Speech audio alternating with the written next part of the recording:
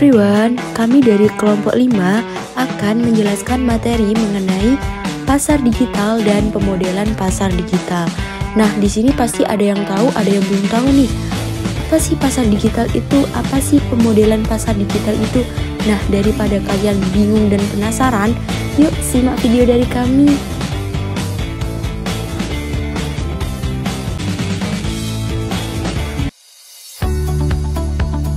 Hai, kamu dari mana? Aku dari pasar tradisional habis belanja kebutuhan sehari-hari. Kenapa kamu suka berbelanja di pasar tradisional? Karena di pasar tradisional kita bisa melihat kualitas barang secara langsung dan terjadi transaksi jual beli secara langsung. Kamu tahu nggak kalau pada zaman sekarang tuh lebih praktis belanja melalui pasar digital? Pasar digital merupakan mekanisme perdagangan online baik barang digital dan jasa digital serta barang berwujud dan jasa non-digital.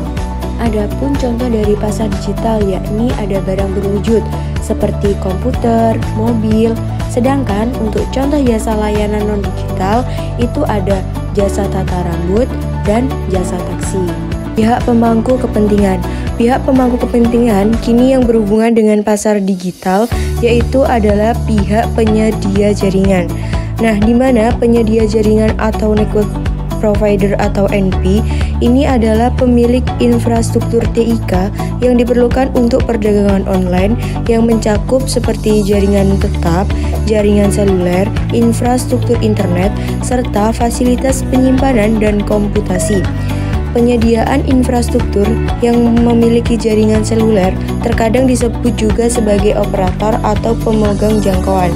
Penyediaan layanan internet atau service provider atau ISP membeli akses ke infrastruktur ini dari network provider dan menjualnya kembali ke konsumen. Dan penyediaan layanan aplikasi atau application provider AS. E-commerce merupakan perdagangan online semua jenis barang dan jasa. Nah, di mana hal ini itu mencakup belanja online, pembayaran online, transfer dana, pengelolaan rantai pasokan, dan pertukaran data antar bisnis. E-commerce sendiri juga mencakup perdagangan akses jaringan dan layanan informasi, di mana untuk semua jenis perdagangan e-commerce itu merupakan konsumen melakukan dan mengelola perdagangan menggunakan saluran online seperti internet. Pemasokan menangani perdagangan dan mengirimkan produk atau jasa ke konsumen. Barang dan jasa digital itu dikirimkan ke konsumen melalui internet, sedangkan barang berwujud dikirimkan ke konsumen menggunakan transportasi tradisional. Akses jaringan ditawarkan bersama oleh internet service provider atau pihak akses komersial dan network provider atau teknis, di mana ini juga termasuk akses ke koneksi internet broadband, wifi, jaringan seluler publik, layanan telepon, dan layanan pesan, misalnya email dan SMS atau MMS. Nah, akses jaringan sendiri itu merupakan layanan mendasar yang juga disebut teknologi dasar dalam ekonomi digital. Hal ini karena akses dan penyampaian layanan digital itu bergantung pada akses internet yang andal. Akses yang andal ke internet itu didukung oleh infrastruktur TIK di seluruh dunia yang terdiri dari serat optik, stasiun pangkalan nirkabel, router internet, jaringan satelit, dan sumber daya jaringan lain.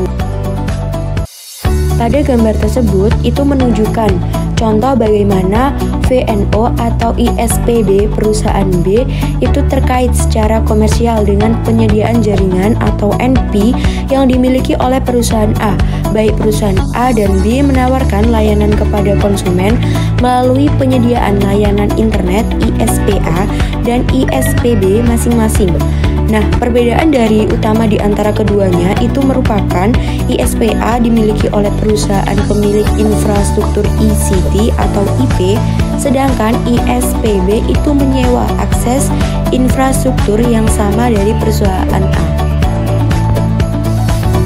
Nah, selanjutnya pada gambar ini itu menunjukkan layanan over the top atau OTT adalah layanan yang dimana media ini ditawarkan oleh ASP atau penyediaan konten langsung melalui jaringan NP. Layanan OTT memerlukan akses ke internet yang dikirimkan oleh ISP. Namun, layanan OTT ini juga bersaing dengan layanan media dan komunikasi yang ditawarkan oleh ISP itu sendiri. Gambar selanjutnya ini menunjukkan mengenai penyediaan perangkat yang mana merupakan penyediaan peralatan penggunaan seperti ponsel pintar, laptop, dan komputer pribadi. Produksi dan perdagangan perangkat tersebut itu bukan bagian dari ekonomi digital, namun mereka merupakan bagian integral dari ekosistem layanan digital karena layanan digital harus diakses melalui perangkat yang diproduksi dan dipasarkan oleh penyediaan perangkat. Pasar layanan informasi kini terdiri dari berbagai layanan yang ditawarkan oleh konten penyedia dan penyedia layanan aplikasi, di mana pasar layanan informasi ini sendiri itu juga dapat dikategorikan sebagai berikut. Yang pertama, layanan over the top, di mana penyedia layanan ini itu melampaui layanan tradisional, layanan yang ditawarkan di jaringan seperti suara, televisi, dan pesan dengan bersembunyi mereka dalam paket internet yang tidak ditentukan. Yang kedua, cari barang yang atribut jasanya diketahui sebelum dikonsumsi.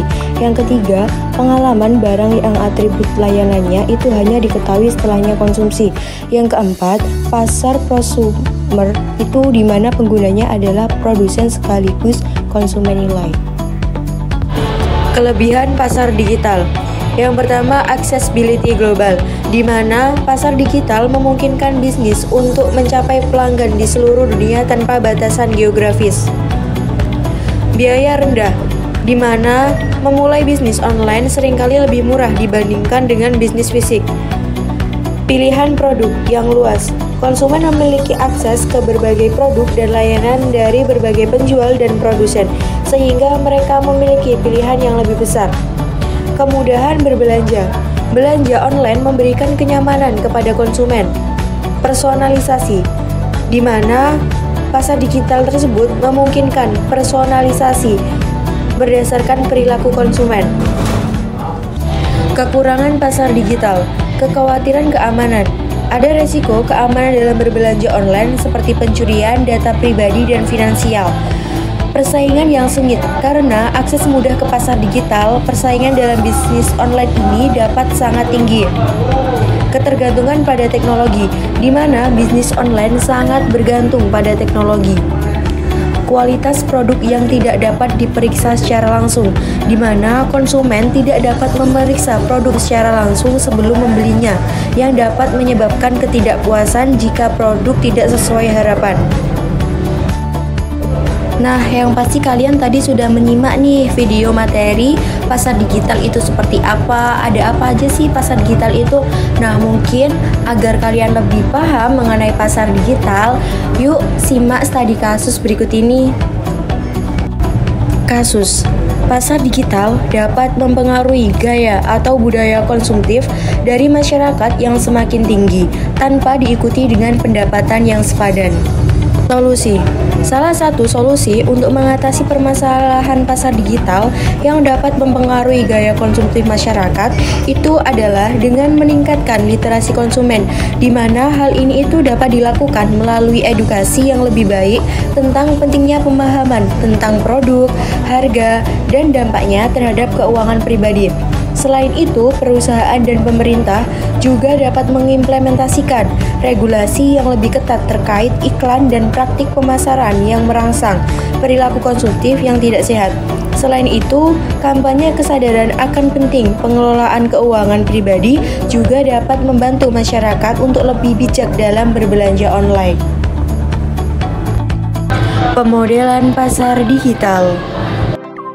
Permodelan pasar digital bertujuan untuk mengungkapkan perilaku dinamis pasar seperti media sosial, game online, layanan komunikasi, penjualan barang elektronik.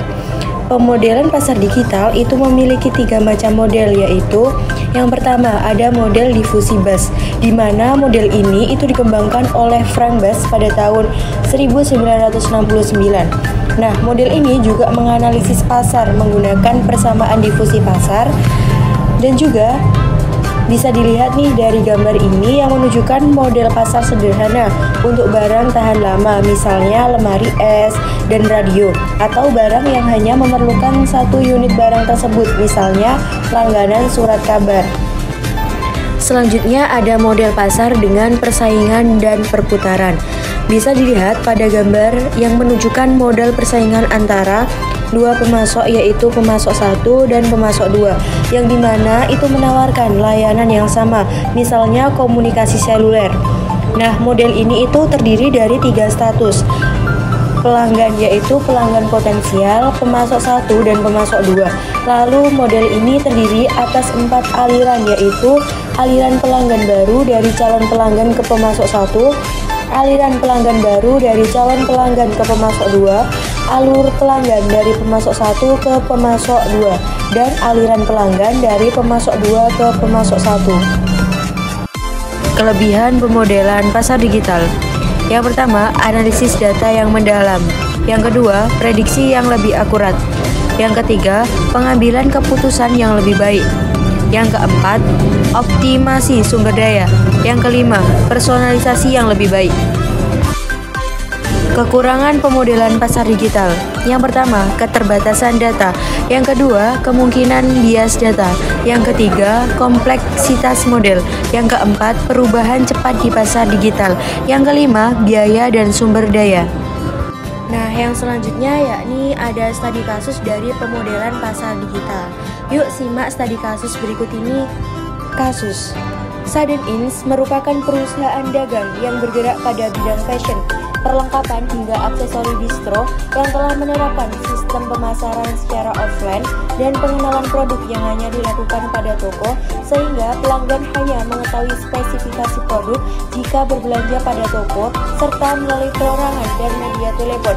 Hingga proses perekapan data transaksi sering terjadi kesalahan pada saat perhitungan.